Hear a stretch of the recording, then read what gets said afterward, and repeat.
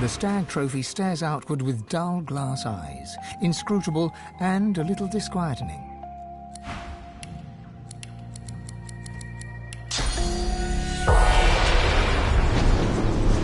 The stag trophy, a faint breath of chill air brushes the back of your neck. The gentle scrape of a sound, a foot or a hoof, dragging across a floorboard perhaps. The ghostly stag inclines its antlered head towards you. For what prize would a foolish poacher discard his life? The answer lies at a halo of wildflowers. Seek it out, and heed the wisdom the poacher would not.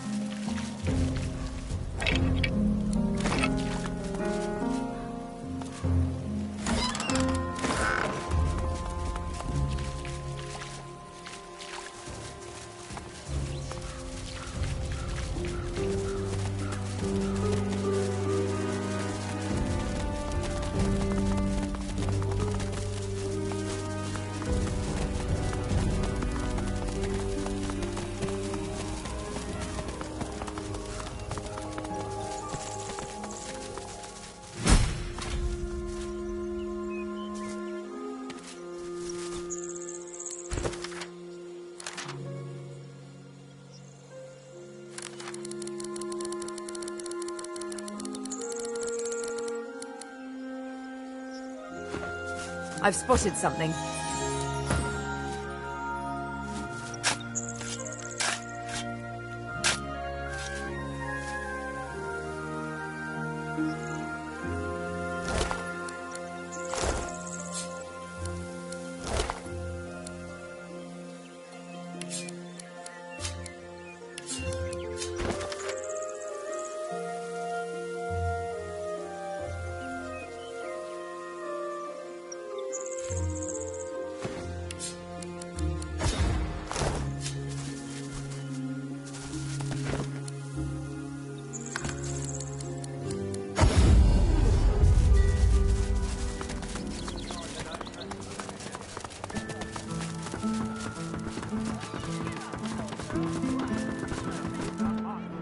What is it? Unless you know something about the disappearances, leave me alone. I need to concentrate. The elf straight... I swore an oath. What? And you think... And all the world's a waste.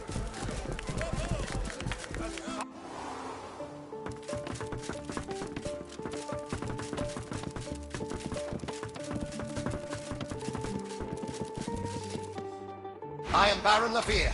I am Baron Levere, not he. Not he. I am Baron Levere. No, an impostor is he. A lone wolf in my own sheep's clothing. Bejeweled is he with a false name. Draped is his back with a false mantle. Bedecked are his cheeks with a false beard. Murderer, thief, impostor. I am Baron Levere. A rival's revenge. Another merchant's madness. Oh, the fever of gold is reason's bane. But it matters no longer what drove them to daggers. It matters who drove them into my flesh. You who hears the laments of the dead, avenge me. Kill the false baron. Give me back my name. Please, avenge me.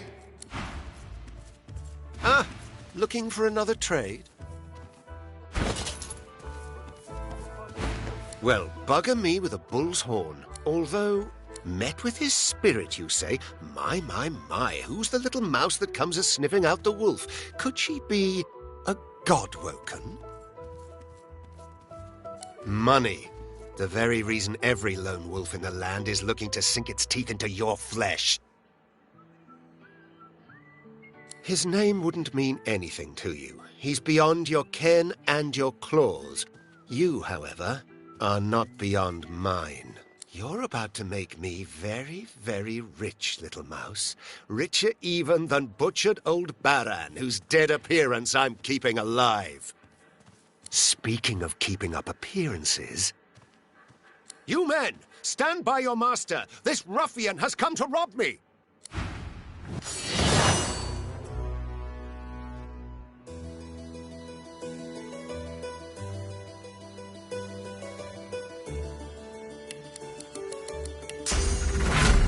I'll yield to none!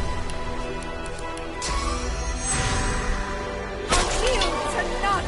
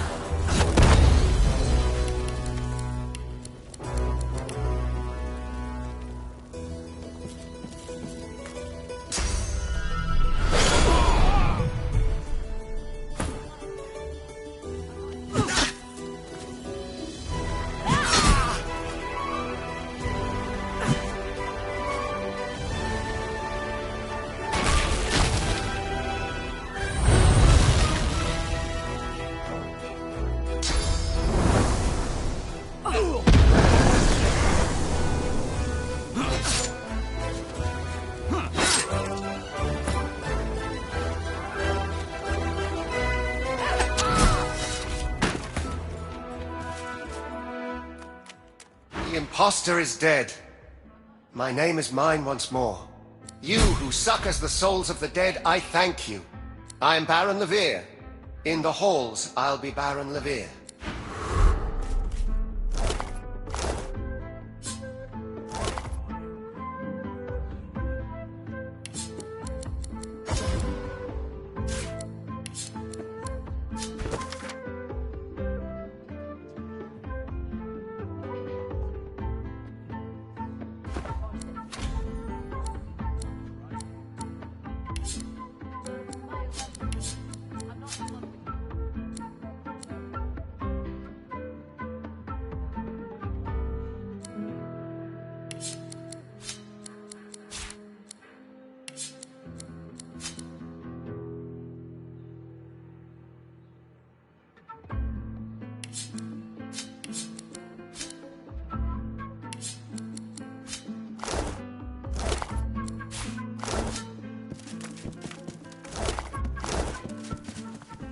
Of course it's not true.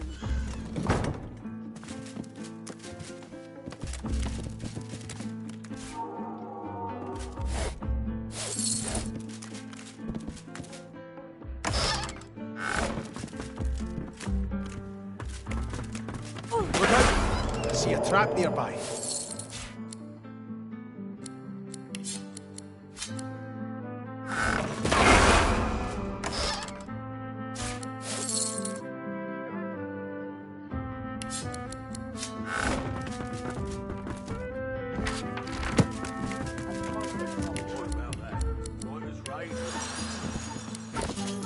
My lord, you won.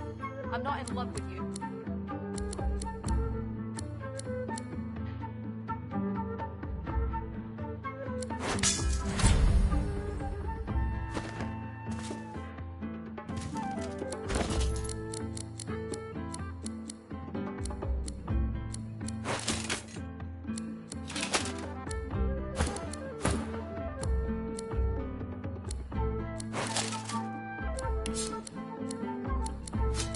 Of course it's not true.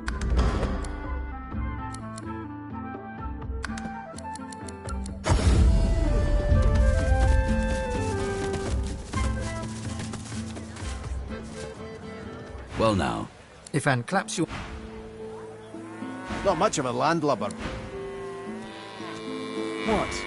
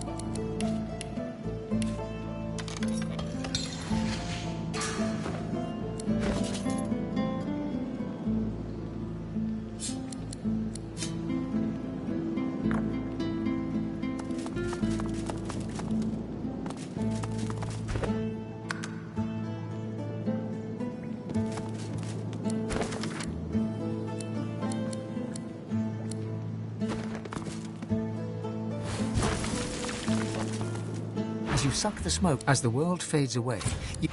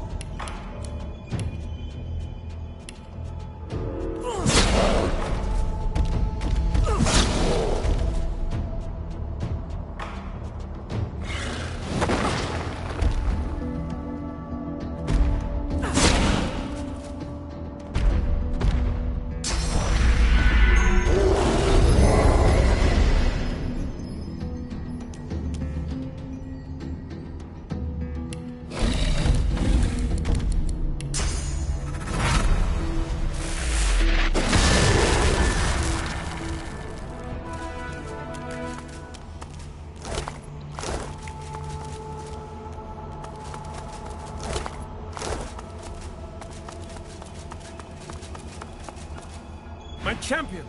You've come not a moment too soon. It's here! Even here! We must hurry now.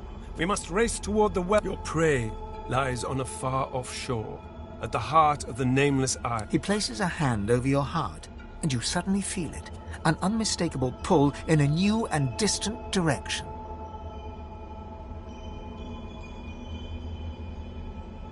I'm sorry to tell you, but there is no such way. But I will be with you. The void, the end is nigh. Don't fail us. The Nameless Isle away. The Nameless... You jolt back to the world, stumbling forward. Dark smoke surrounds you, hanging in the air like black fog. The Meister's cry cuts through the haze. You look up just in time to see what steps out of the shadows.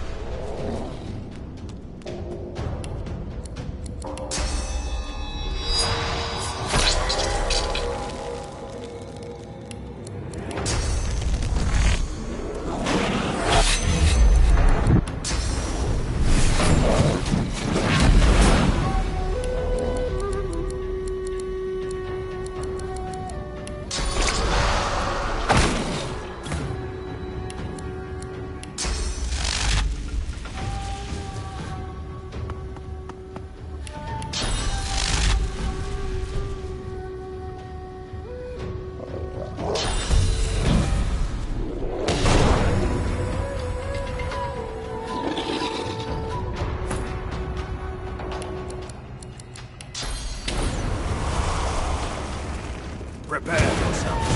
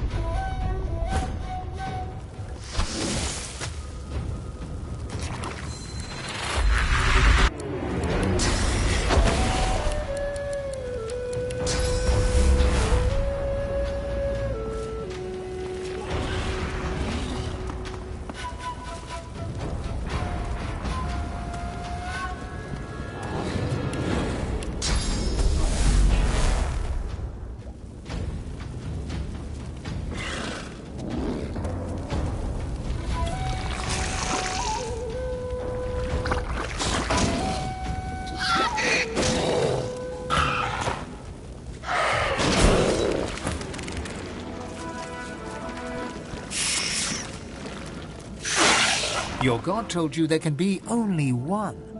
He said you'll eventually need to turn on each other.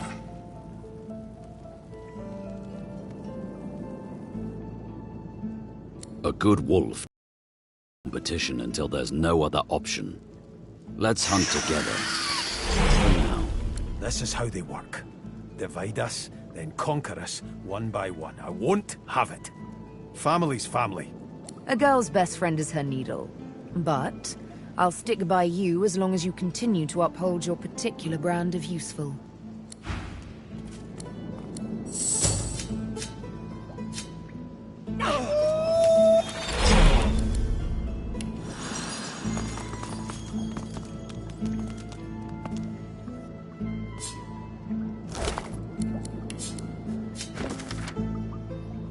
It seems to be the code to a safe. Better hang on to this.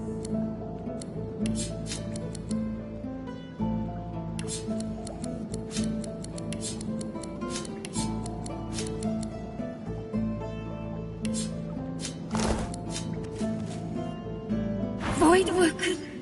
Damnable bloody Voidworker! Well, that's that. I always knew I'd die for Rivellon. I just didn't expect it was going to be in a small basement. In Driftwood, of all places. At least now you know where to go. I was dying anyway. The Magister's purging made certain of that. I should probably send the Void a thank you bouquet. At least they were efficient about it. No. Today my death is not important. All that matters is that you find Malady and tell her the location of the Council. Just be wary. She is immensely powerful, and she is on our side. But she will not be pleased about, well, my parting. She may ask you to honor an old bargain that I had struck with her. Do not accept. Her business is with me, and me alone. She glances at her body once more, a grim look on her face. You need to go, Godwoken. But I have one last request. My last wish, as it were.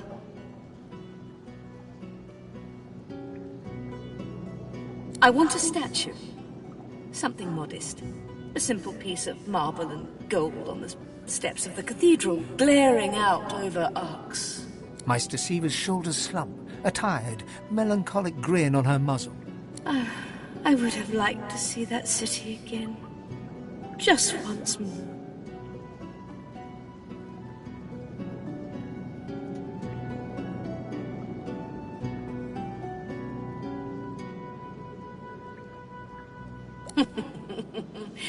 Give them hell, Godwoken.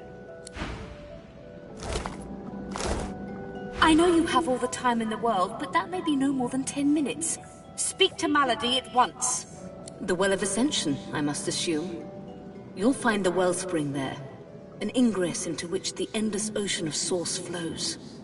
Drink of it, Godwoken, and you will be divine.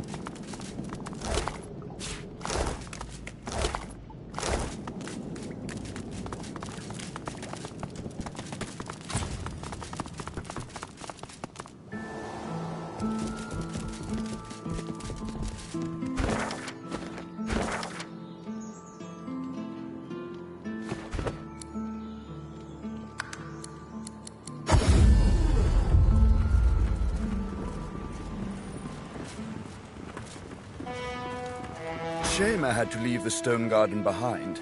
I feel so at home among the graves. Shame I had to...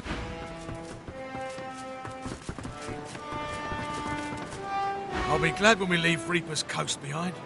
There's too many of my former comrades roaming around there.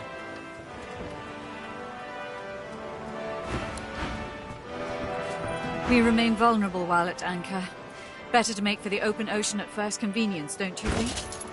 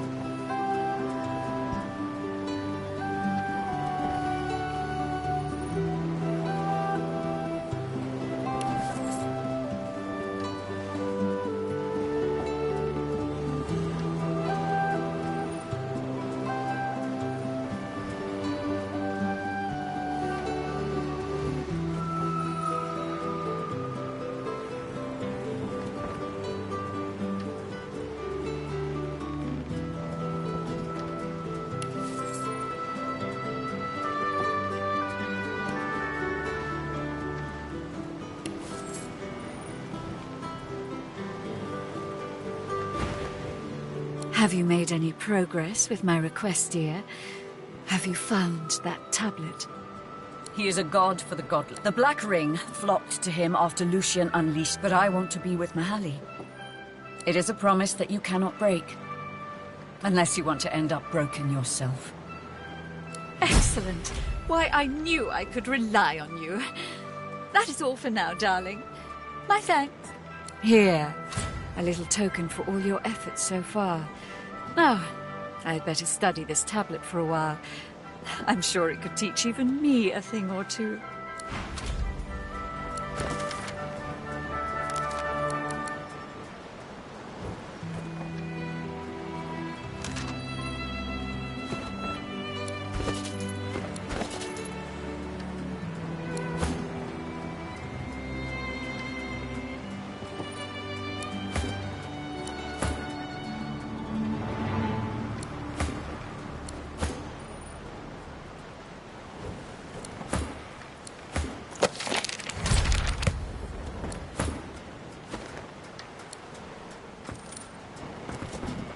Be on your way now, my dear.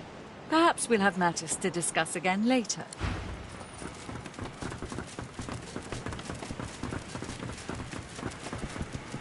Keep distant.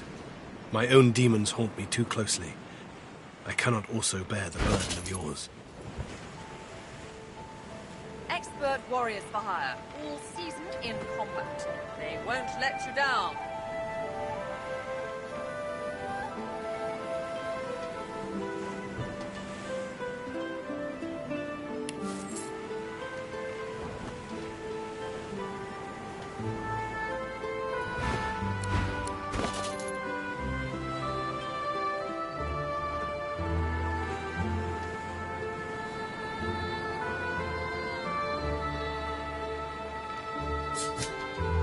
No one's ever regretted having extra help in a fight. I'll guarantee you that.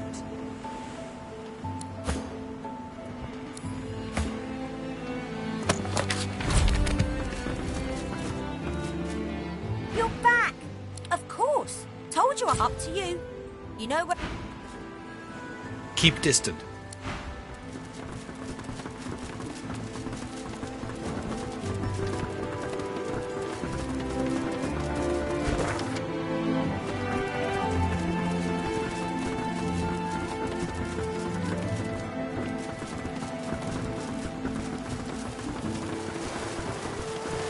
I will remain anchored here until I am needed once again. The water of the sacred ancestor trees says I am different.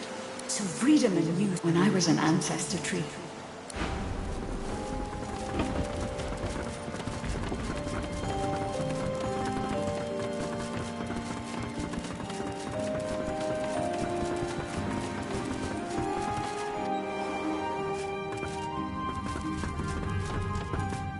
Like to take a look at what I've been working on? Go on!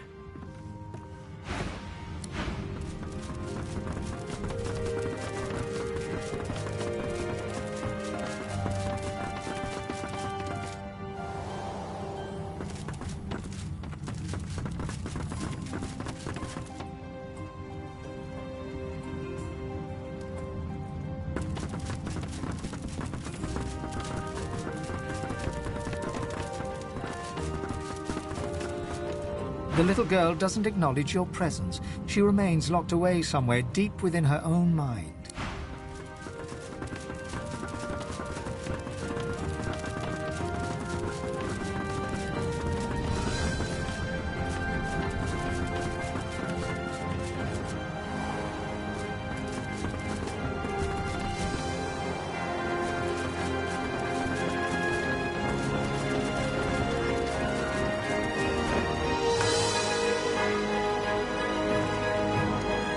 Supposed to be off learning how to become the divine and whatnot.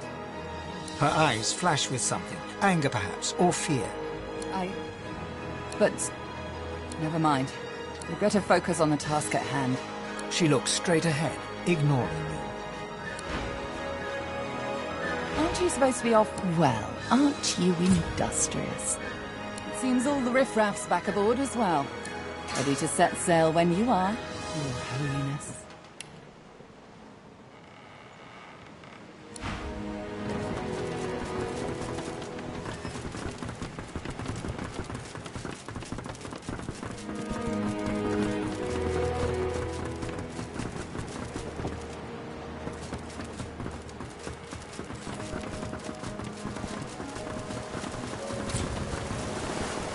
I will remain anchored here, and the half-breed elf must set our course. Speak with her, and we can leave. I must ask, why do you seek these powers?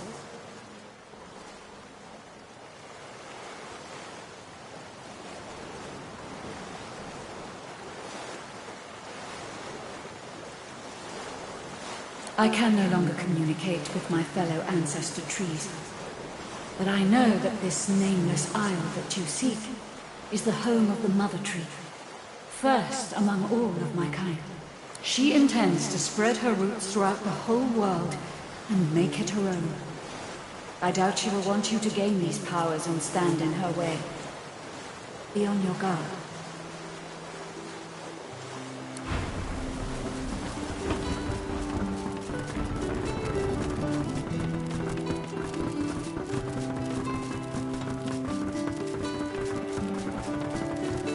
Keep distant.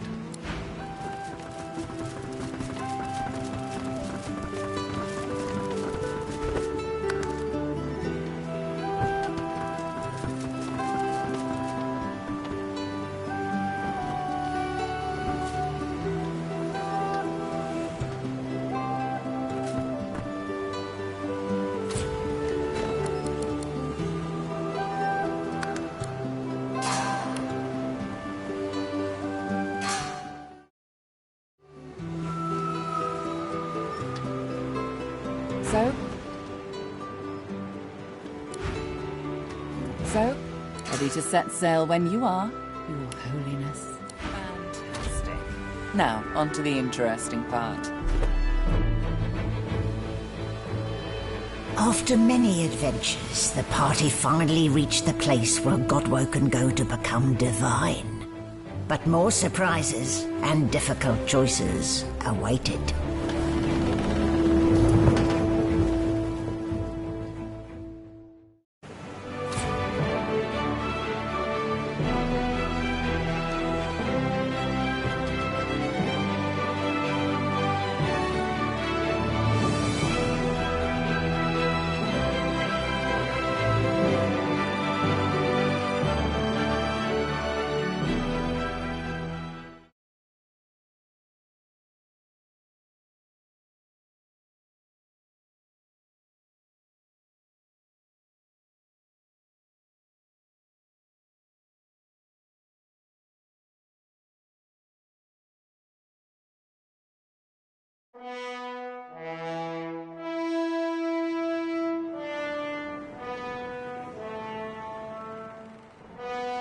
Here we are, the Nameless Isle.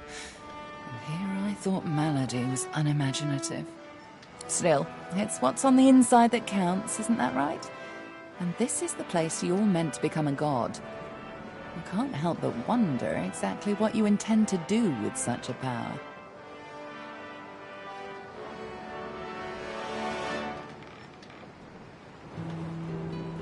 That's true, technically. But do be wary of putting yourself first at the expense of others. Those who are mistreated tend not to bear their condition indefinitely. Remember that. You'll want to hurry now. Divinity is waiting, after all. Excellent question. Normally, this place ought only to be known to Godwoken, but judging by the ships burning in the bay, there's been a breach, let's call it. Regardless of who's on the island, all that matters is who ascends. Make sure that's you. The strongest will survive and ascend. I'm hardly an expert on the matter, but I'm smart enough to put two and two together.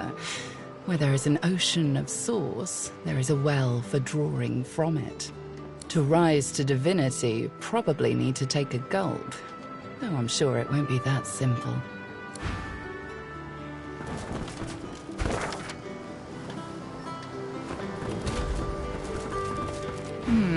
You don't look very divine to me. Excellent. Regardless, the strong... I'm hardly in to rise...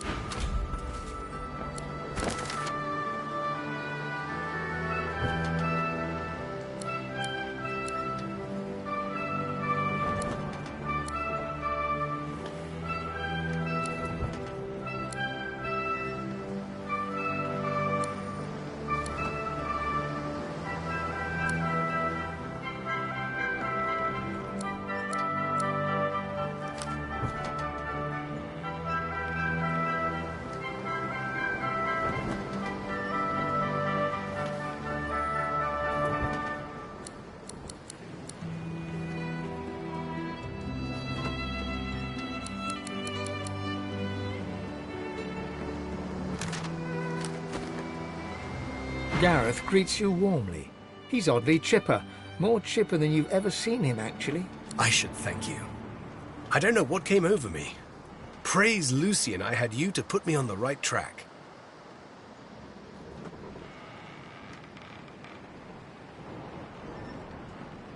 I am feeling, well, if not good, then certainly better. I just needed time to think.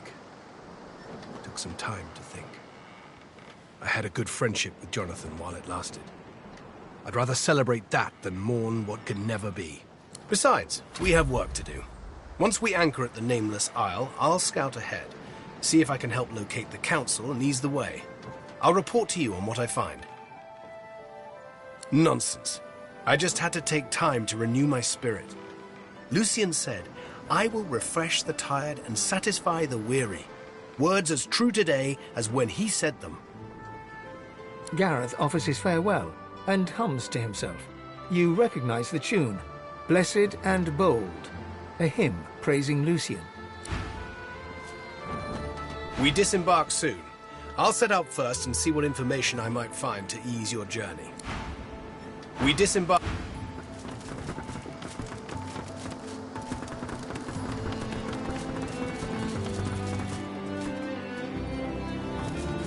I've plenty... Oh, I... Do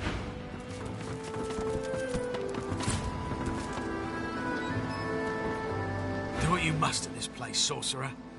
I don't want to linger a moment longer than necessary. Do what you must. Tread carefully, my dear. Those are black ring banners that I spy on the shore. I studied the tablet that you so generously provided. It showed me everything I need to know about creating a functional Swornbreaker. Once I have that, I'll be free of the Covenant.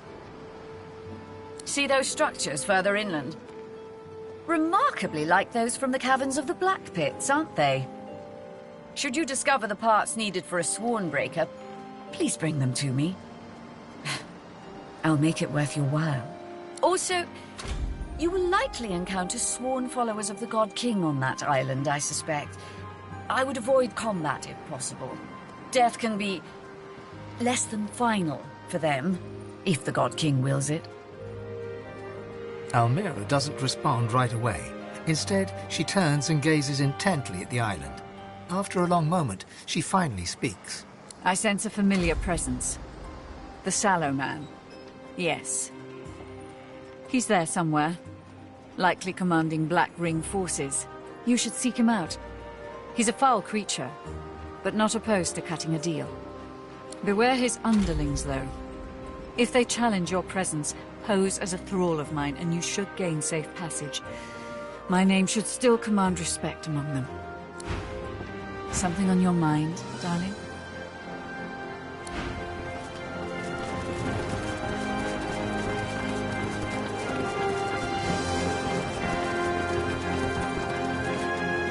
Hello. This island is something else, huh? I'll bet I can find many interesting ingredients here. Up to you.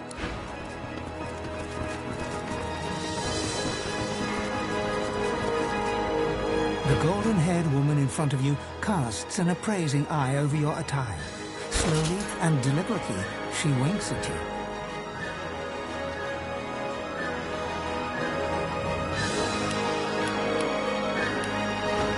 Isn't the sea breeze marvelous, darling? I mean, aside from that rancid smell. Oh, mind my manners.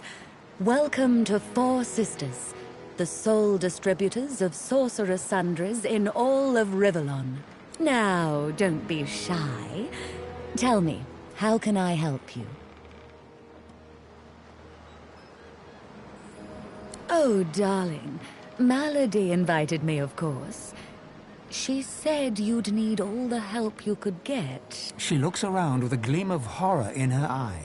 And it looks like she was right. Oh my, I wasn't always a merchant on the seas, you know. Before I hitched a ride on your ship, I had many adventures. There was a time my ex, a real piece of bad news named Riker, had me steal a phoenix. The time my other ex, Roost, made me camp out in the forest for days. Days! Not to mention the time I got involved with a nasty piece of work named Niles.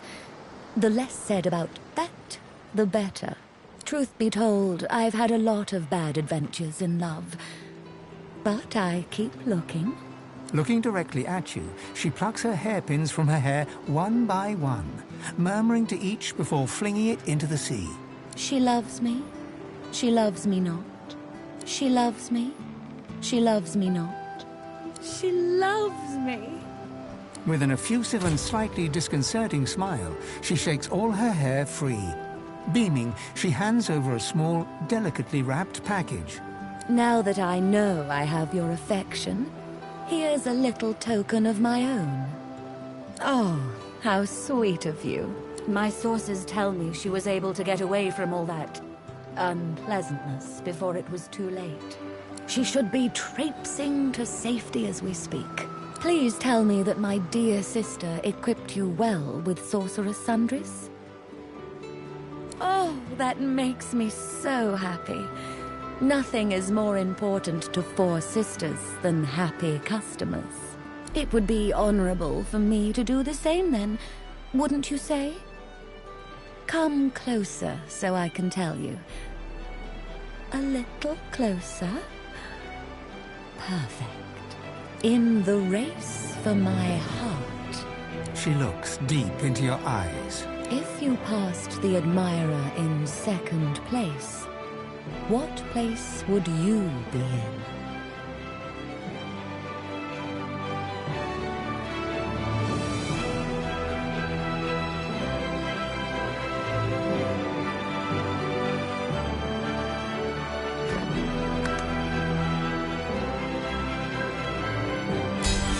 Shoots you a dangerous smile, all teeth and peril. Looks like you can spot a winner just as well as I can. For that, you can have a slinky little discount on sorcerous sundries. Oh, now you'll make me talk business. It's our sorcerous sundries, of course. Our little miracles can sharpen weapons, harden armor, and brighten jewelry. Truly the products for those in the know. But I'm sure you're already in the know. So soon? Oh, that's too bad. It gets so lonely here.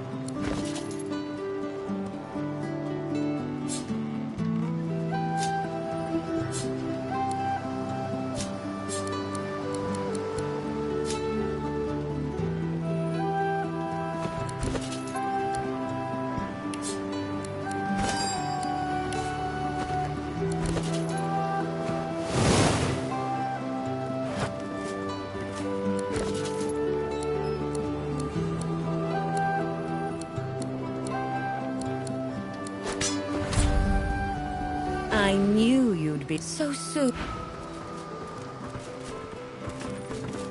Quite a journey I've found myself on with you.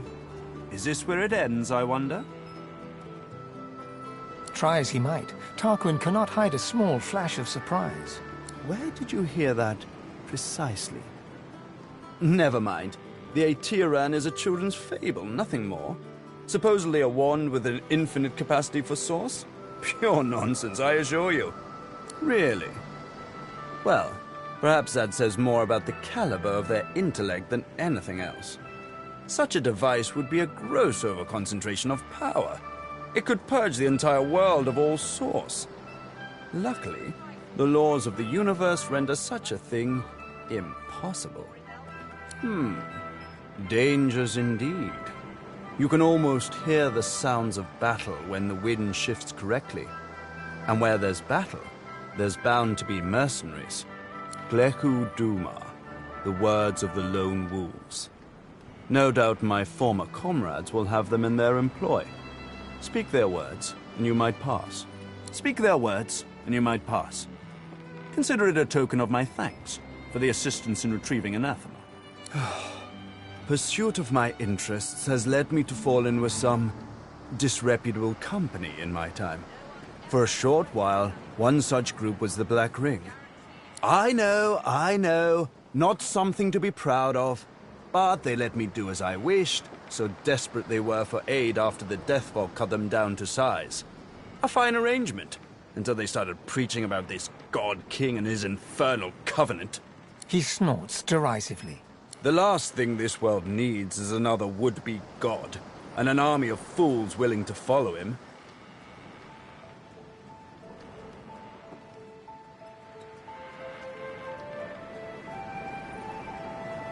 It's a sop to all the fools who think that someone will grant them power and immortality in return for loyalty. This God King has caused to make war with the Seven, and the Covenant is how he's gathered his army. They become sworn, as it was put to me, bound to serve, die, and be reborn for the God King for as long as he wishes. Then, at some ill-defined point in the future, they think they'll be rewarded. You should have seen them all, on their knees, worshipping a new tyrant just to spite 7 old ones.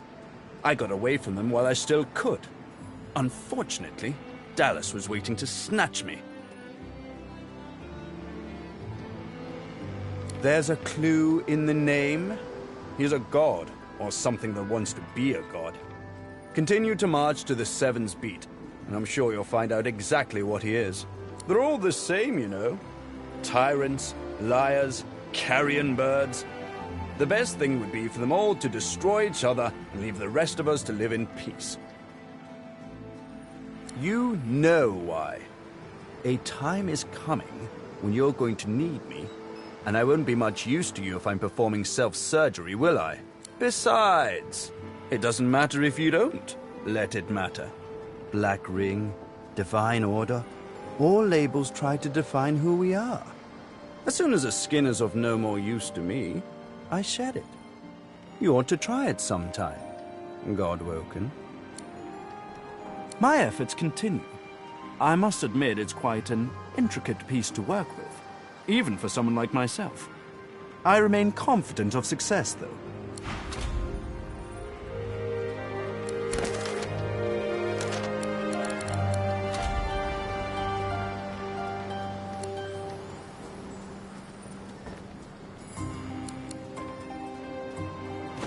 I'm afraid that exploring this island would only consume precious time that I need for my work.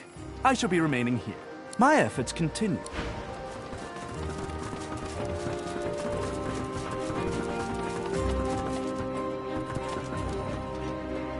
Ever strike you that life is just a series of islands? Like, you put down roots, something upends it all, and then you sail off and put roots down somewhere else. It's just islands, one after the other. Forward. I know it's probably not the answer you wanted. I can't think of much else to say about it. Weird, right? One of us will ascend soon, and, well, there's only one Divinity. We've got choices to make. We can't put him off forever. You think I want to be the head of the Order? All I care about is dealing with that royal arsepain, and a divine sure as hell would be capable of doing just that. I ain't thought beyond there, and I ain't gonna prime that pump till I have to. And suddenly you're an authority on the subject. You'll have to forgive me, but as far as I can tell, you're just stumbling along too, so spare me the lecture. Let me tell you a story about Justinia. I think we were, say, age 10 at the time. My pop was off who knows where, spreading his seed in that oh-so-charming manner of his. So let's just say the court had its hands full. There was a big reception one night. The ridiculous kind, where all the ladies wear dresses and all the men wear finery. Yeah, everyone looks starched. Everyone acts starched. So I decided to surprise all the noble farts at dinner. Snuck into the kitchen. They had a giant boar on a platter with an apple in its mouth. Longer than Laura herself, and not much fatter either. The cook put the lid on and set it down for the steward to take. And then I made my move. I dragged off that pig when no one was looking and stuffed it in a floor cupboard. Then I crawled onto the platter and pulled the lid up over me. Wasn't too long before the steward showed up and wheeled me into the banquet, none the wiser. Yep, some stuffy duke yanks off the lid and good old Beastie jumps out. Caused quite the stir. Queen wanted me gone, but little cousin Justinia, she had my back. Told Queen Laura it was all her idea, and she got a whooping on her backside and sent to bed without supper. So the point is, well, I ain't sure. I guess that she has a good heart, but somewhere along the way it got soiled. Ever strike you that life is just a series of islands? Like, ever strike forward? I know it's one of us will ascend soon. Well, this place is, welcoming, isn't it? We should keep our eyes on the prize. Divinity. I saw the mass death caused by the Divine Order's war firsthand. If Divinity can do the opposite of that, I'm interested. And if it can't, what good is it?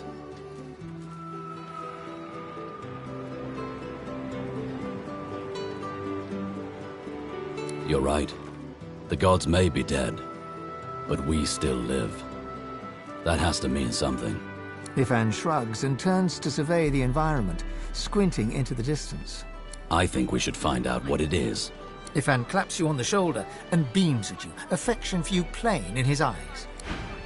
Well, this place is, well... Ifan claps you on...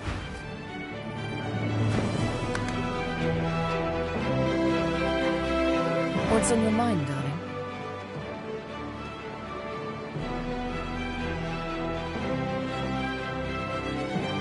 I think you know the answer to that. First, I'll find the Master. He has a date with a needle. Whatever comes after that, comes after that. And I remember saying I'd probably never tell you. Then again, why not? I suppose some stories were always meant to be told. So, here goes. No, hang on. She retrieves a small flask from her backpack, uncorks it, and takes a big swig. Tears stream from her eyes as she offers you the flask. They're tears of joy, I assure you. Here, have some joy. You drink. It burns. Soon the tears run down your cheeks as well. Not bad, is it? So good it has us crying like babies. Now then, the epic of The Master and the Scar. Sounds like a melodramatic opera.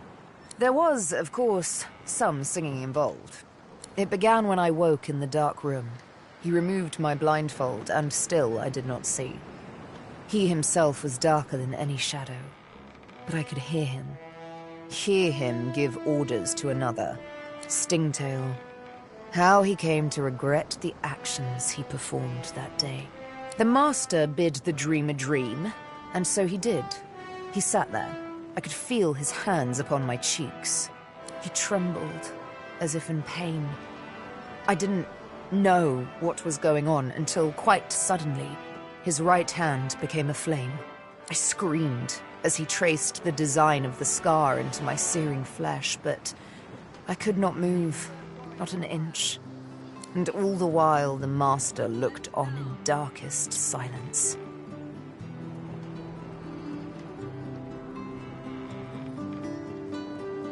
No, I'm quite all right. But thank you. So, once the scarring was over, and the pain began to fade, the training began. With words, whistles, snaps of the fingers even, the Master could make me obey his every command. Young, strong, smart. You know I don't exactly lack in qualities. Didn't take him long to train me in the arts of stealth, subterfuge, and assassination. It shakes me little now, all too little. But that first time, that first real kill, it was such stuff as nightmares are made on. I had now lived in the dark for what might as well have been years. I was in a wood, but the trees there were sick. Grey, leafless hydras sticking out of ashen earth. There were no stars that night. She sat, shivering beside a fire. I was nervous. I had to chase her. My hand hated itself, tried to resist, but there is no resisting the Master's song. My stabs weren't as mercifully exact as they should have been. I had to bring down the needle again and again as her screams flooded the forest with terror. When it was done, I crawled back to the Master, broken, crept back into the box, and through its cold black lid, he told me I had done well. Next time, I'd do better. You understand me completely. With the needle, I'll kill him. And with the needle, I'll strike his name from my skin. The bastard will be Master no longer.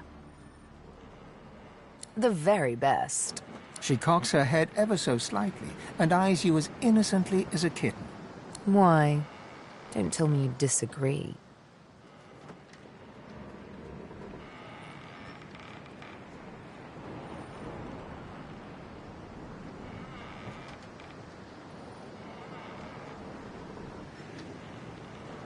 Thank you. I quite agree, and I'm sure I'll have mercy on you when I'm a goddess. You, but a mortal at my feet. In all seriousness, though, the prospect both tickles and terrifies me. I mean, divinity. Will it be a blessing or a burden? Would we be truly omnipotent, or merely the servants of an unruly universe, as desperate for control as we are now? And then there's the question that makes me shiver most of all.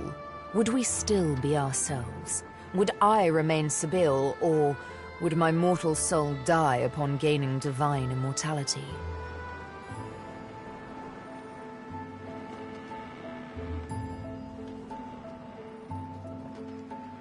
Take the plunge and don't look back, huh?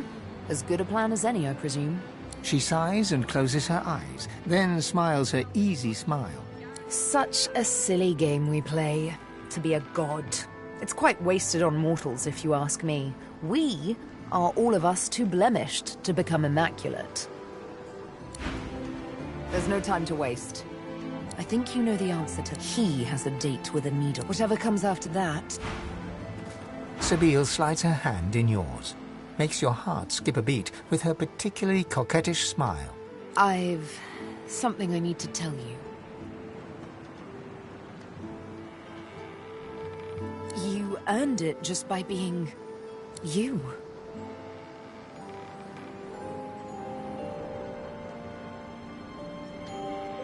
You see, the thing is... She scrapes her throat, hesitates, almost as if she's a bit nervous. There's a first. I'm afraid you're going to accuse me of killing the mood, but... I need to talk to you about the Master.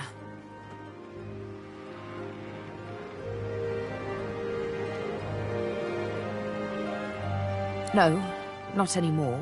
Or so I hope. My dear sweet girl, I've grown to trust you. More than I've trusted anyone since I've had names on my skin.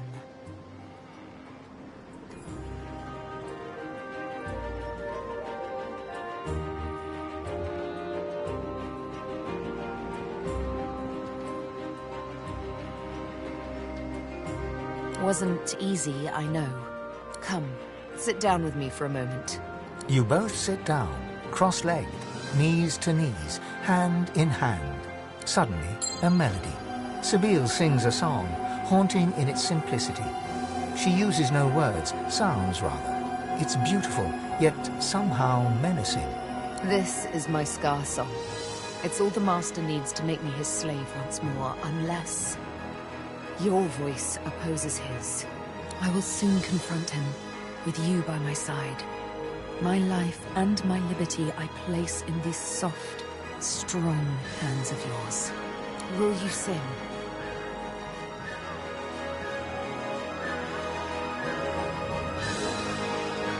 Good answer. Her cat's eyes close as she leans in for a kiss. You kiss.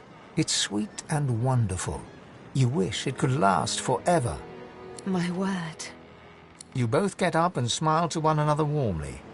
When you hear a sound in the distance and turn to look, Sabine pats you affectionately on the bottom. Adventure calls, but I say we do this again sometime.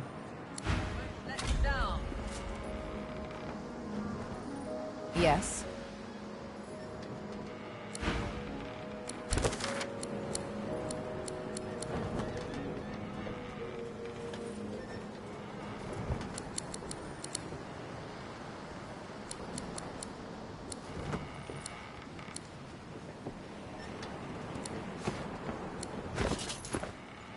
What's on your mind, darling? I think you know the answer to that. He has a date. Whatever comes after that... Oh, honey, you should be. It was a trust not lightly given, I assure you. The mere recollection of this tune. It haunts me. Sometimes, in dreams, I hear it whistled, and I fear it's real. I fear I'll never wake up again because it holds me enthralled in the night. And when I think of what it made me do, it's enough to make me want to flay whoever sings it. She pats your shoulder awkwardly. But darling, no need to tense up so. I'd never do that to you. Well, not unless you'd attempt to sing the song before we meet the Master. But you're far too smart for any such shenanigans, aren't you? Of course you are. Now then, on a more serious note, how about a kiss? Come here. A kiss, a sweet, stolen moment. See? I told you we should do this again sometime.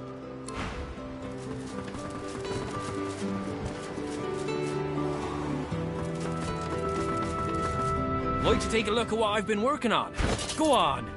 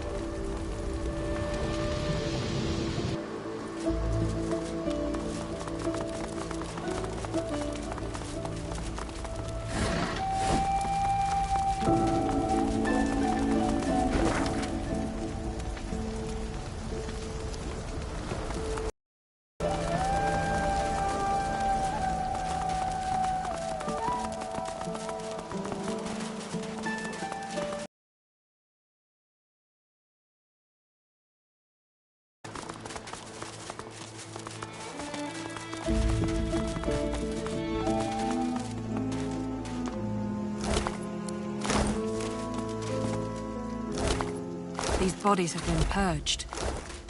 Who could have done this? I suspect we shall soon find out.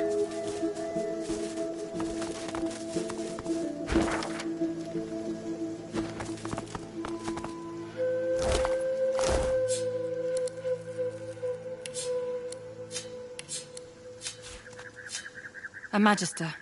Dead on the beach. What a surprise. The seaside doesn't suit them, does it?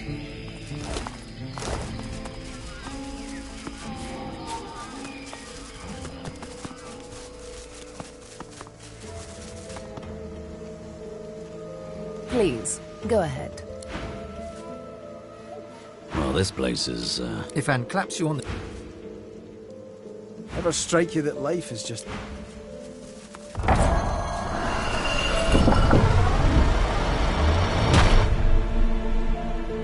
Before you stands a shrine of a particularly strange design. You've seen machinery like this before, in the cave beneath the Black Pits. Here too, the apparatus thrums with power and seems to pull you in.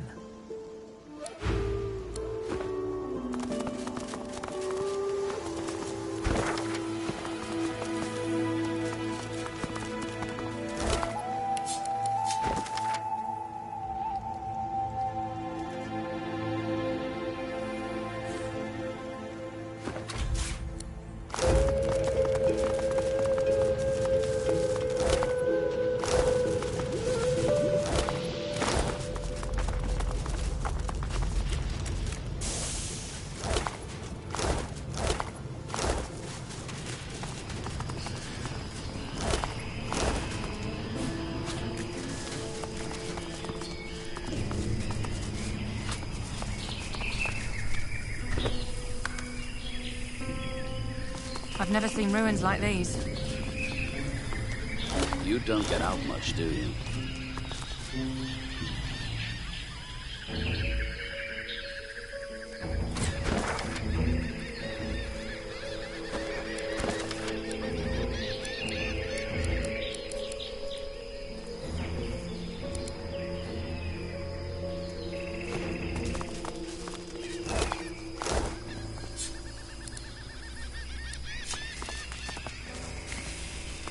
Black Ring. Could they be doing the purging? The plot thinnens.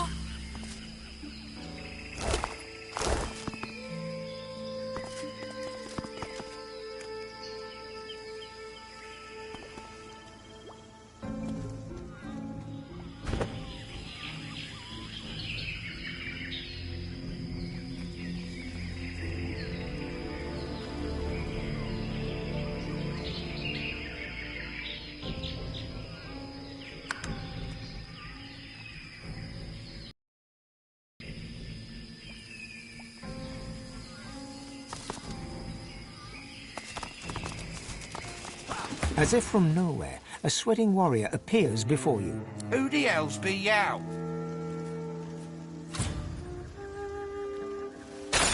Thralls to Almira. I borrow Yower grunts, mistress. The Divine Order pigs be here at the temple, and I would have Yower pets kill 'em. He points you towards the nearby temple, where a skirmish continues. Yow have Yower orders. Get to it.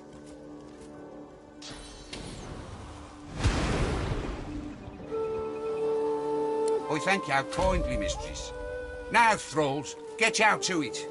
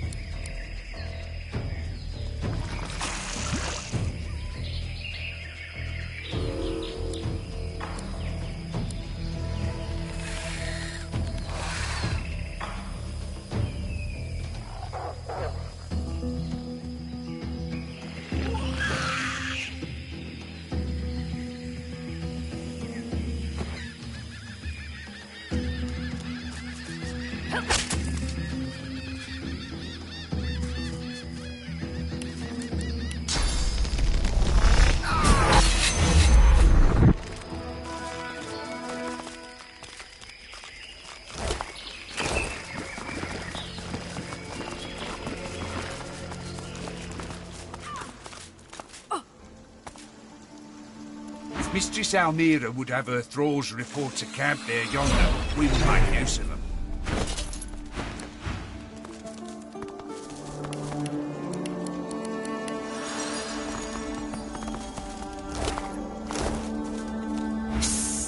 You're not the thrall I've been promised, but you might be something to practice on until he arrives. He pulls a small dagger from his robe and leans in close to examine you. You see that he's covered in a patchwork of tiny scars. Such a pristine hide. Your skin will make a beautiful canvas.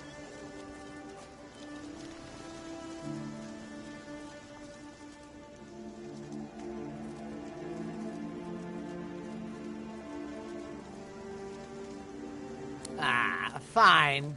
I'll leave you to her pleasure.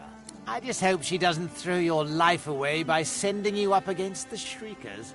It would be such a waste to see a fine hide like yours rotting outside the Elven Temple.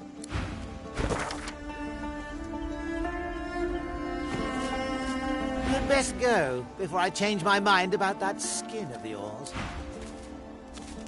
The warg snarls at you. Its muzzle is stained crimson with the blood of its enemies, its flank with blood of its own. The hilt of a sword protrudes from its back. I kill you, man-meat! The warg growls louder, arches its neck, and opens its jaws around your arm. The warg's jaws close upon your arm. You feel the pressure of its fangs upon you, but there is no pain, at least not yet. The warg whimpers as the blade slides free, then slowly, carefully releases your arm. Today I not kill you, man-meat. And licks your face.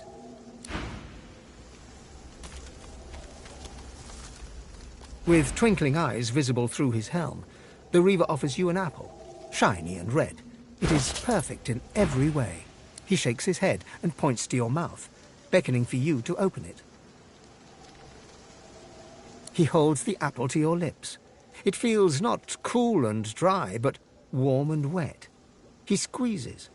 Liquid, warm and coppery, fills your mouth, drips down your throat, spills onto your chin. You realize a nearby Magister has had his heart cut out, and the Reaver's gauntlet is blooded. The Reaver begins to laugh. He proffers the glistening heart once again. But then he withdraws it with a chuckle and a wagging finger, as if to chastise your greed. The spirit of a Magister brandishes her sword in one hand, while the other is clasped to a wound in her side. She throws a hasty glance over her shoulder. There's too many of them. Get the bishop to the Elven Temple. We'll hold them off as long as we can. She turns her attention forward once more, her eyes darting between foes in several directions. Bishop? Wait. Alexander is here. This Elven Temple may warrant investigation. You frown with surprise. Alexander vanished along with all the others when the Lady Vengeance breached the Hall of Echoes. You assumed he was dead. I've got questions for him, and he'd better have answers, or his second death will be even more painful than the first. Cutting him down a second time will be even more satisfying than the first. And this time, it'll be permanent. Has as many lives as a cat, it seems. Let's see if he acts like one when cornered. The spirit of the Magister lunges at a...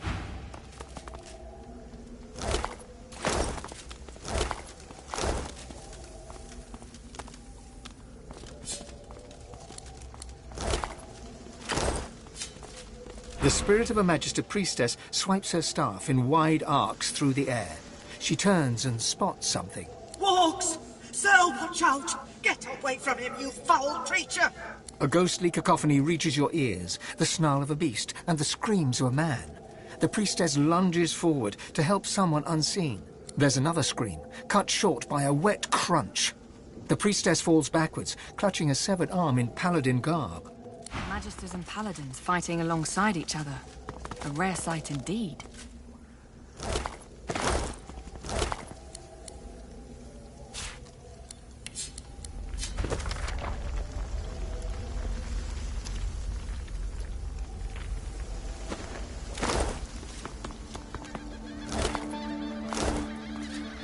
The spirit of a woman in strange armor stands before you. Visible on her breastplate is the seal of Rallick. She shoots you a look of deep dismay. Godwoken, why do you aid these servants of the Void? Do you not know your purpose? The spirit stares deep into your eyes for a long moment, before sighing with resignation. The quality of Godwoken has declined since my time, it seems. Very well. Do what you will to survive. I was, a Knight of Rallick. I was tasked with guarding his presence upon this holy island. Before that, I was the same as you, a Godwoken. She looks you over once again. The judgmental arch of her eyebrows suggests you're less than she had hoped for. Perhaps not exactly like you, but I heard the call and came here to face the trials of the gods. I was not chosen for divinity. Instead, I stayed here and guarded this temple. The Black Ring ended my vigil. They came, intent on destroying this place. I fought them off as long as I could, but there were too many. There was a reluctance in my heart. A lingering doubt. To be divine is to shoulder a great responsibility. Deep down, I didn't want that responsibility for myself. The gods must have sensed my unwillingness. Still, I wanted to serve them. I became a Knight of Rallick that day. The altars shall show the way, but only to those deemed worthy. Bow and pray to each altar. The way may be revealed to you then, or it may not. If the gods do not choose you to progress, then you'll likely share my fate. A brief note of incomprehension and fear creeps across the spirit's features. She regains her composure and shakes her head. No, that cannot be true. It cannot. Pray at the altars and seek the path into the council. The gods will not fail us, you'll see.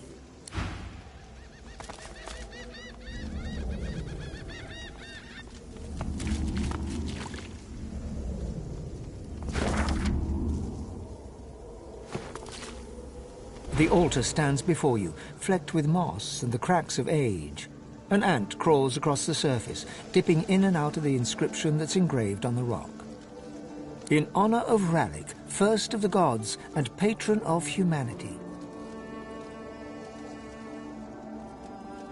As your prayer drifts away on the breeze, you feel the world around you shift. You open your eyes to a courtyard with wooden targets and practice posts scattered about. A man stands in the center of the court, his face turned towards the sun, his eyes wide open.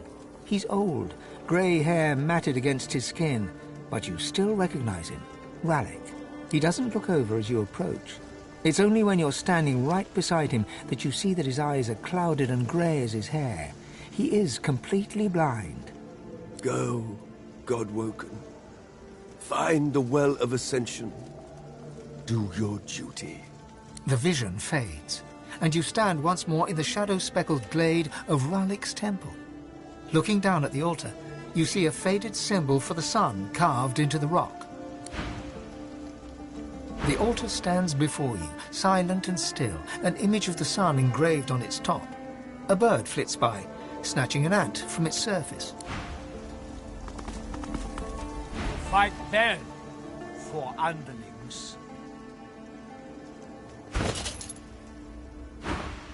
And you shall have more. You may even kill a Godwoken if you can find one. Maybe even old Alex himself.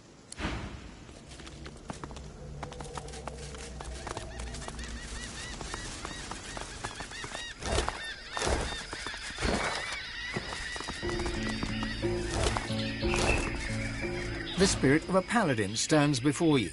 He shoots you a hostile glare. Get away from me, Blackwing lackey!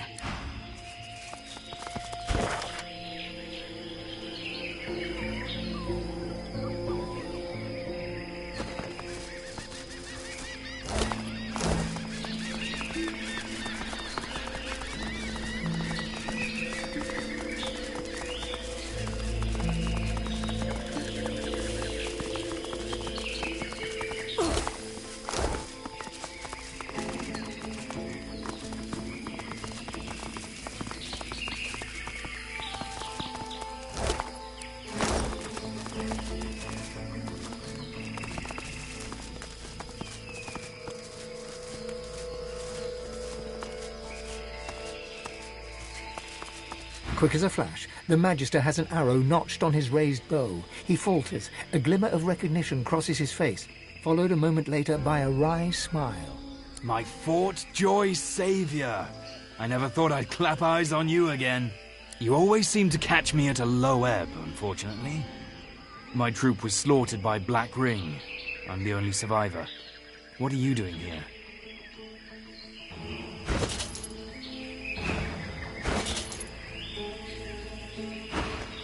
A skeptical eyebrow arches upwards. You, Godwoken? That seems unlikely. Never mind.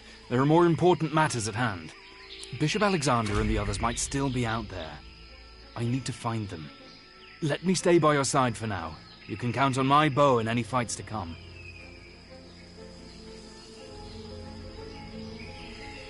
He nods. I never would have thought it myself either, but he resurfaced and won over us veterans, Magister and Paladin alike. Now he's set upon becoming divine, just like his father. He broke free from Dallas and Vreeden's influence, and they tried to murder him for it. Them and their white magisters. Us loyalists had to stand by his side. The fracturing of the Divine Order, the Voidwoken crisis, multiple attempts on his life. He's let none of it deter him. Now ascension is within sight at last.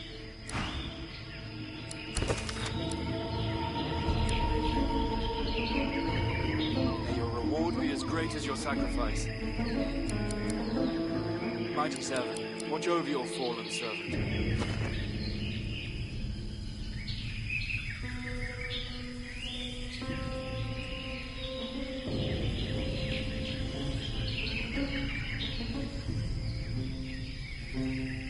May your reward be as great as your sacrifice.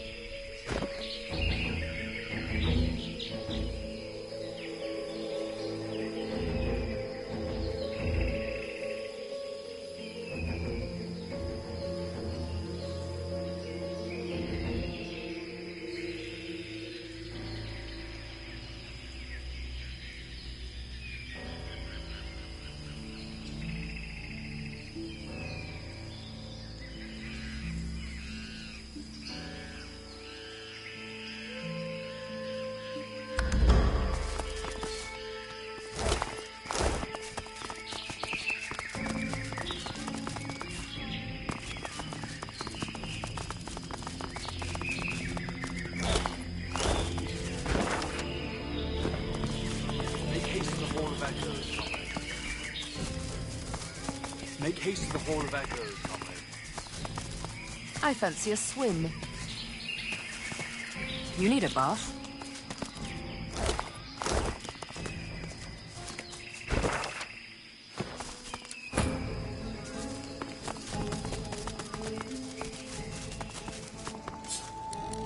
You're a young Magister, devoted to Dallas. You fight alongside Paladins. The Order united in battle, fighting the Black Ring, as in the Great War. It's the proudest moment of your life, and then it's the last.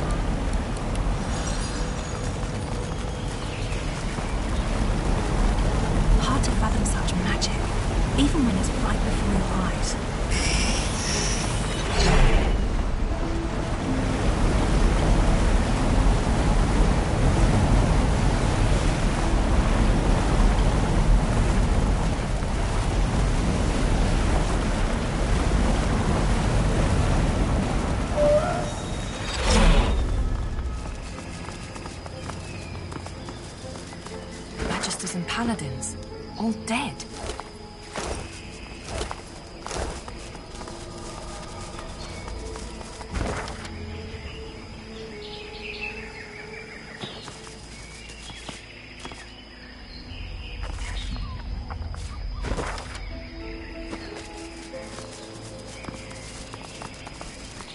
A hulking Black Ring captain glares at you with his one eye.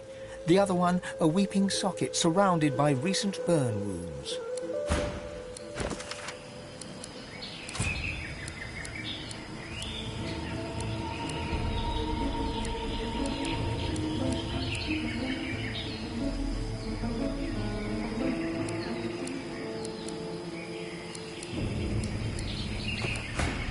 You're not one of mine. You're not from headquarters either. Explain yourself, or I'll open you up and rip out an answer myself. His blade is inching out of its scabbard, even as he speaks.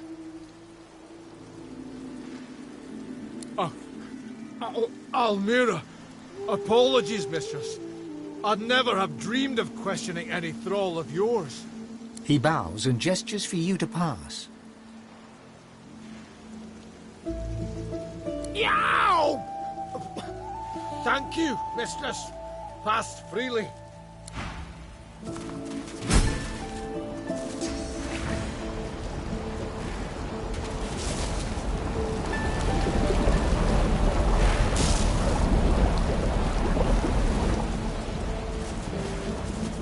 The captain tries to angle the blade of his sword to catch a glimpse of his injuries in its reflection. He winces at the damage before seeing you approach. Mistress Almira, how can I be of service? Orders. Mistress Almira. We couldn't take the Orc Temple by force. There's too many traps in there. I lost half my troops and my eye. The conjurer over there was dispatched to us to help flood the temple with seawater instead. I won't fail the next time, though. I swear. The captain tries to angle... Mistress Almira, how can I be of...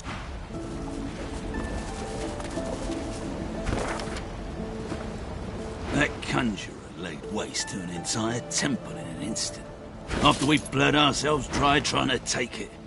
Whatever reward that was coming to us is all for her now.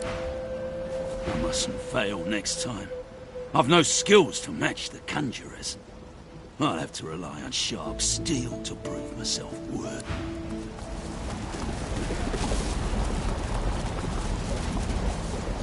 See how we turn the world the Seven created against them? We drown their very temples with the oceans themselves. The God King will smile upon us. The Orc Temple lies under fathoms of water. Let the ways of the Seven drown within it.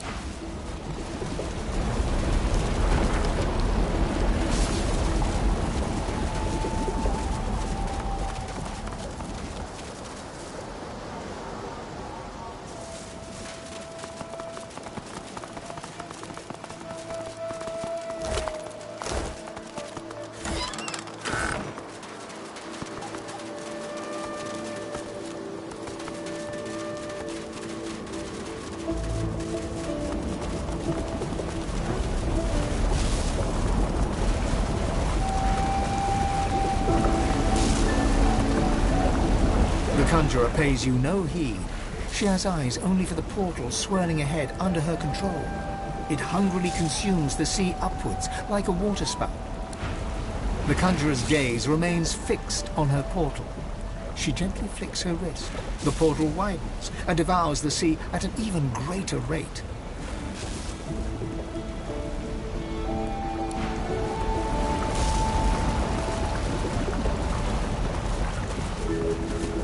The captain tries to angle the blade. Mistress But I can't, Mistress Almira. We have orders. The temple has to stay submerged.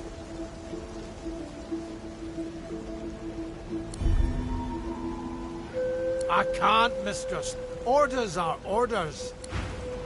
The captain tries to... Mistress Almira.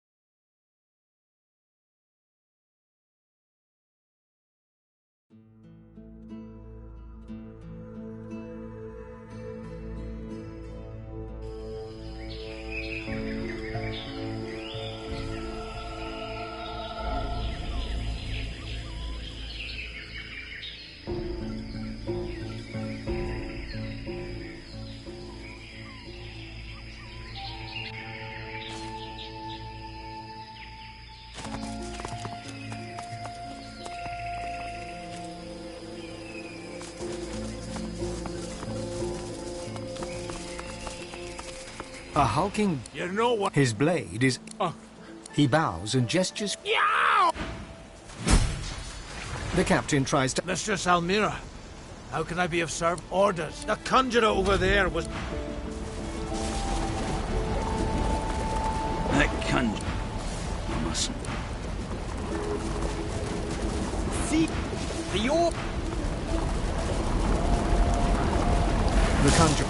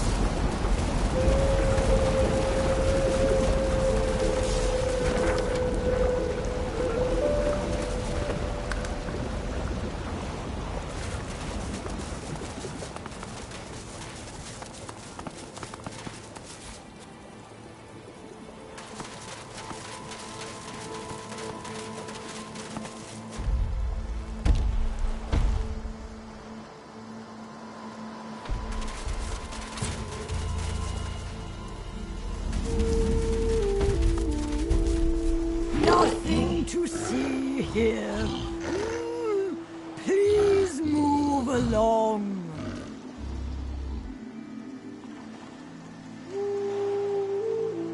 I know it's doomed.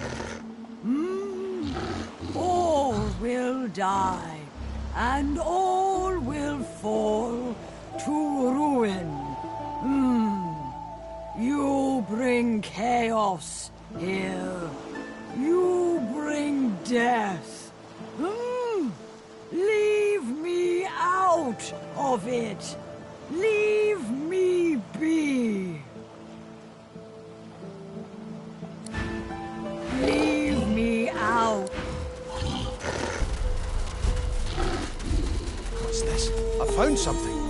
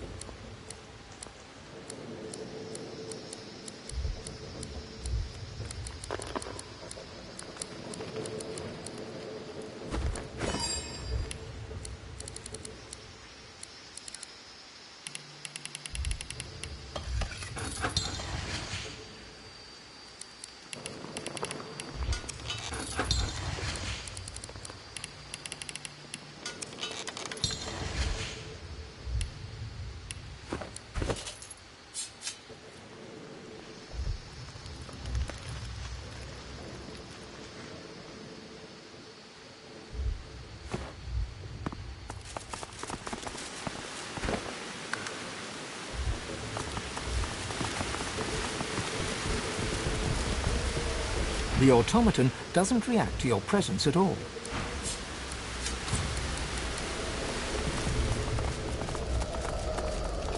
The automaton... The automaton... The automaton...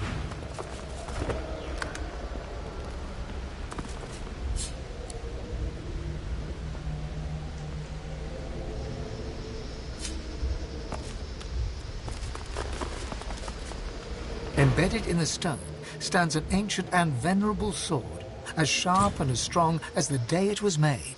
It feels good, cool to the touch, and a perfect fit for your hand. The sword does not budge. The sword slides smoothly free, but the silence of the cave is broken by the clank and whir of machinery. Uh-oh.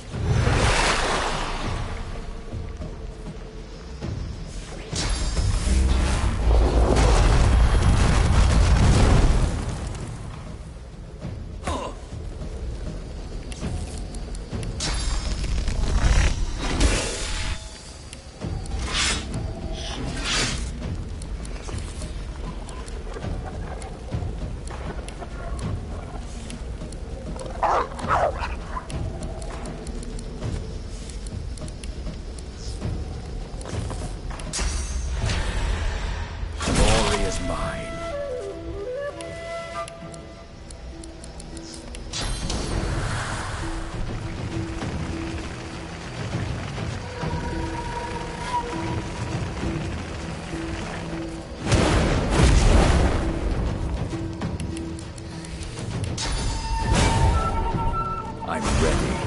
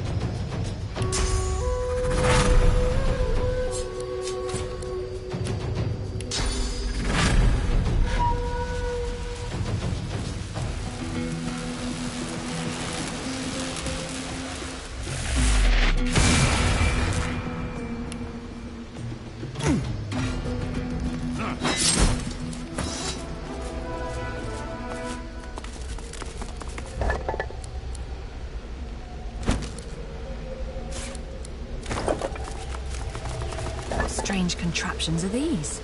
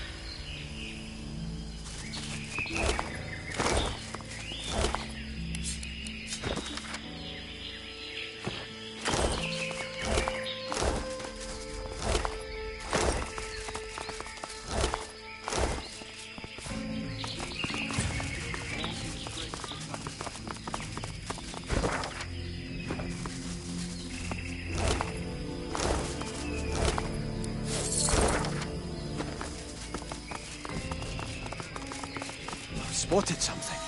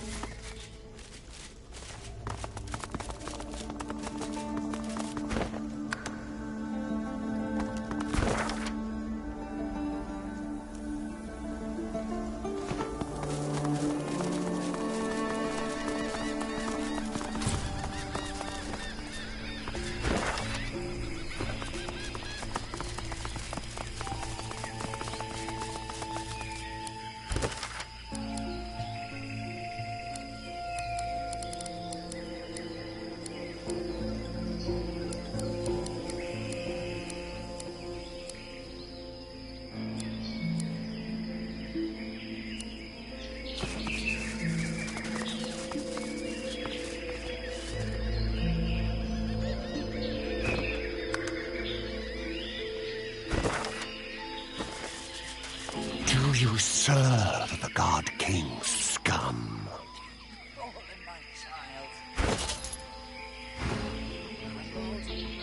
You serve the great Almira. The sallow man will want to speak with you. Take this. He hands you a mirror of the blackest glass. The glass is black, at first. But then a sickly haze begins to form, like sand upon a pond. The haze shimmers and becomes a face. A wan-faced stranger looking straight at you. You feel his hate, his avarice, his thirst for blood. God-woken blood. He does not speak, and yet he asks you who you are. You know the wrong answer will send this man, this sallow man, into a ferocious rage.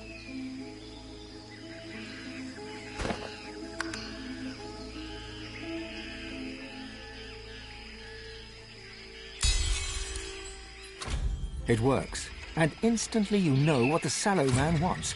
Alexander's head, cut from his body and brought to his cave. And you know, too, what he's offering. Whatever you desire yourself to be. A new you, better than before. All your flaws gone forever. Sallow turns away. You're done. What did Sallow say? That's our task. We would take the Elven Temple as soon as we could pass the Shriekers. You steal our service. He seems on the verge of responding aggressively, but changes his mind and lowers his head in respect. The mistress is most welcome.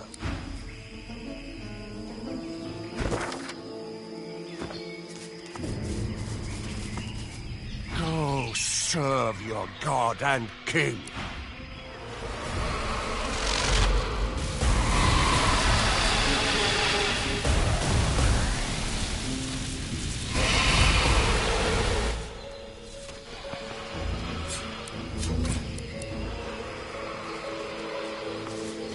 Half our numbers fell to Shriekers, but none have risen again.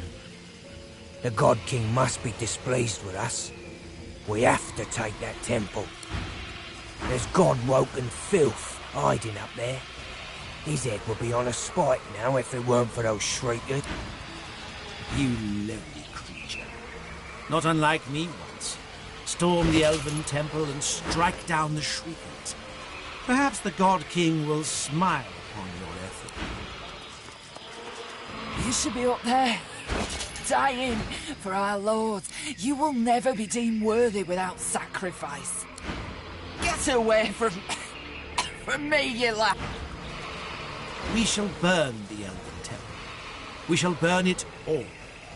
Then the God King shall reward us and rise us up from the ashes.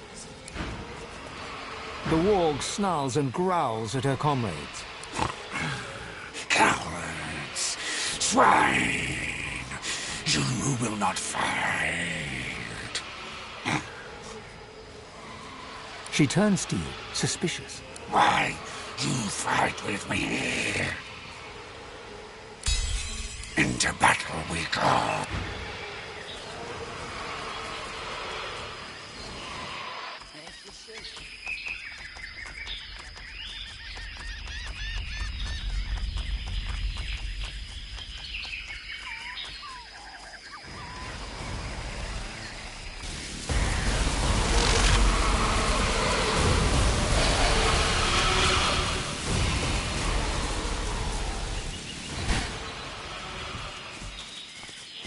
The witch murmurs a quiet prayer. You can see the faint scars of a collar on her bowed neck.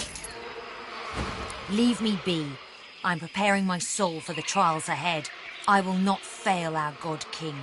He will find me worthy of eternity.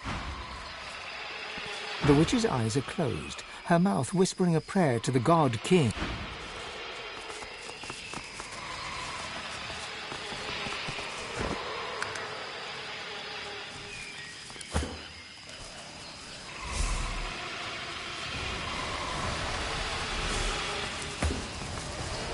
The temple must hold. The temple must hold. The temple must hold. We held them off.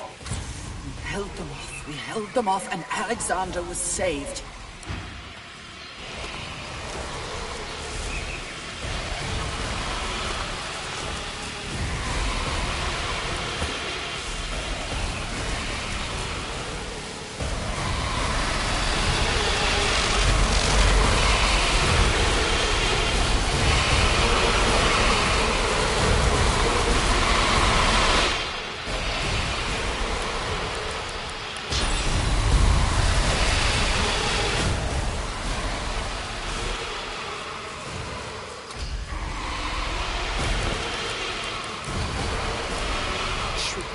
We'll need a purging one to defeat truth.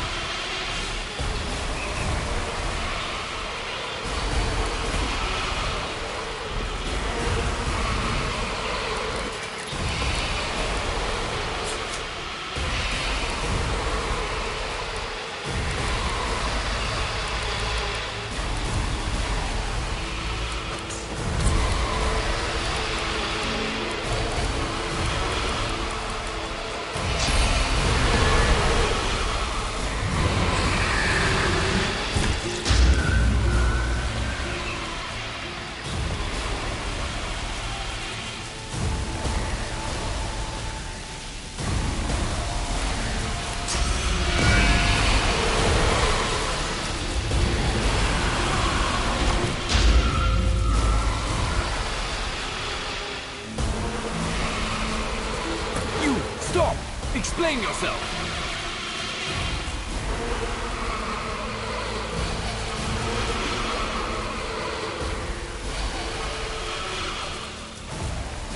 Business. With the God World. The elf's deep golden eyes go wide with recognition. A strange smile dances across his mouth, and he starts to roar with laughter. The gods chose you as their champion. Some washed-up pirate.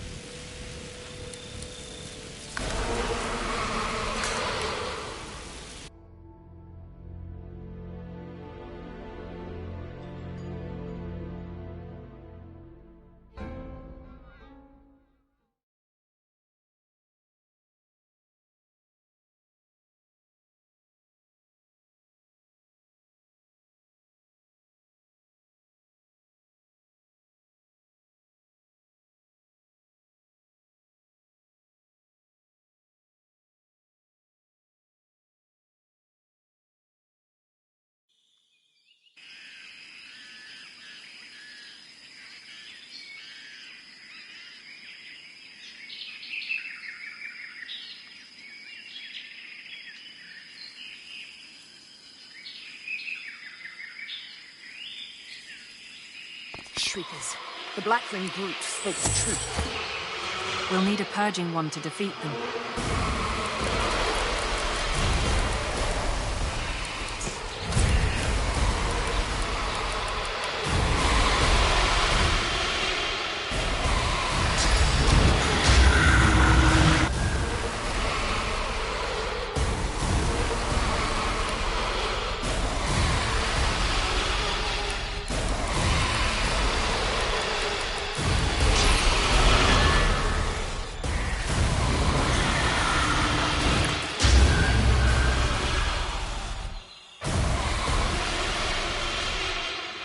Stop! Explain yourself! Business. The elf's deep golden eyes go wide with recognition.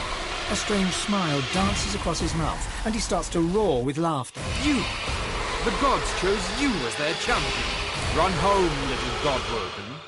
You find only death here. We have all swatted flies. That is not what lies ahead of you. You are not worthy of this temple. Leave. Run back to your hearth. Cower there while death searches for you. The laughter dies from the elf's eyes, replaced with weary seriousness. Good. It is proper that the Godwoken should not be so easily pushed away. Too many are not ready for the trials ahead. You may proceed. You find no threat here. Not from me, at least.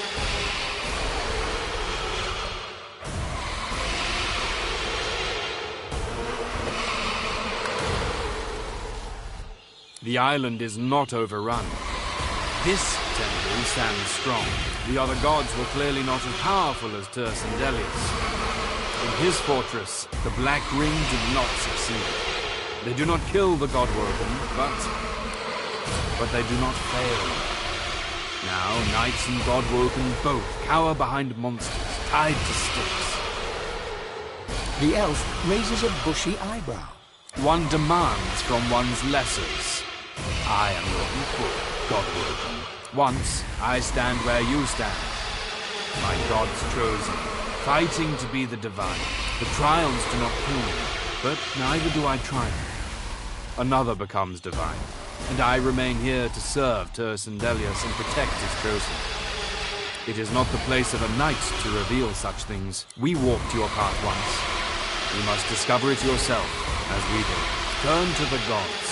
Their guidance alone will lead you. Yes, he resides here for a time.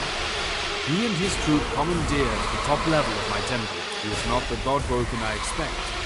Few ferocious warriors bring an army, or shrieking monsters tied to posts. I protect the Godwoken of his temple from the Black Ring, from the Magisters, from all threats of this world, but not from other Godwoken. What one Godwoken does to another is divine business. It must not be interfered with. May Ralik ever watch over you.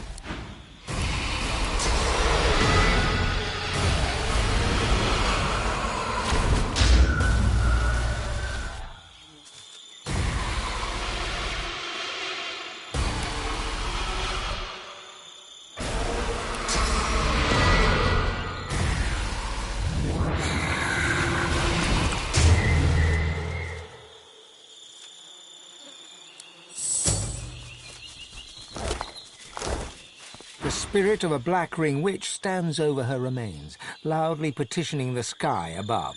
Please, my king, raise me again. The Shriekers are so close, I didn't have time to flee. I'll be swift the next time, I promise.